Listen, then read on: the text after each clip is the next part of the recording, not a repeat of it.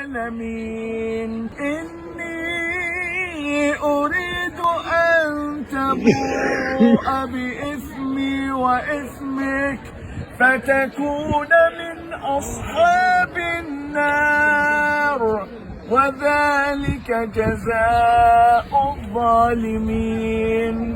فطوعت له نفسه قتل أخيه فقتله فأصبح من الخاسرين. فبعث الله غرابا يبحث في الأرض ليريه كيف يواري سوءة أخيه. قال يا ويلتى أعجزت أن أكون مثل هذا الغراب فأواري سوءة أخيه فأصبح من النادمين.